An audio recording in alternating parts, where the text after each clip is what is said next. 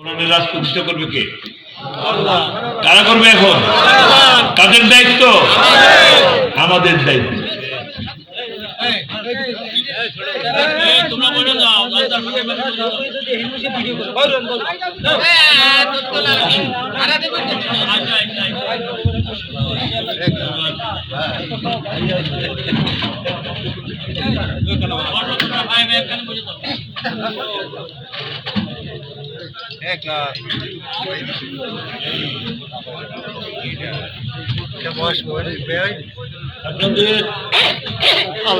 আপনাদের প্রিয় বক্তা আমার ভাই, আমার খুব প্রিয় ভাই,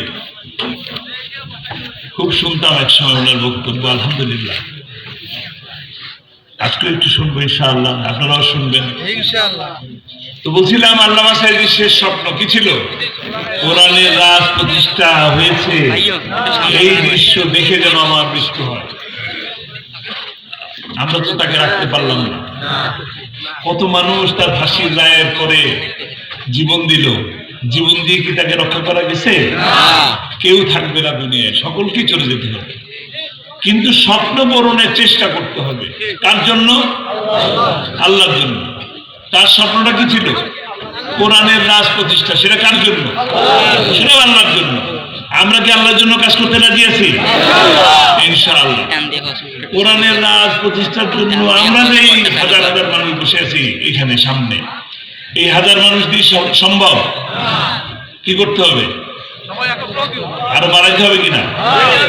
তাহলে আমরা কথা দিতে পারি যে আমরা এক একজন আরো 20 জনকে কোরআনের দাওয়াত দেব। রাজি আছি? কারা কারা রাজি আছি?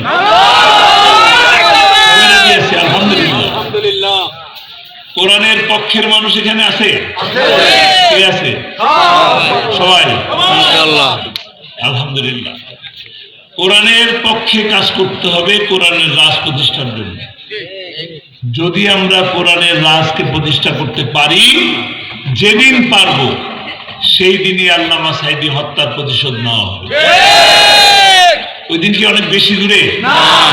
অনেক দেরিতে কি আপনারা হত্যার প্রতিশোধ নেবেন? অনেক দেরিতে? কাছে? কাছে ধারে? কবে নাগাদ?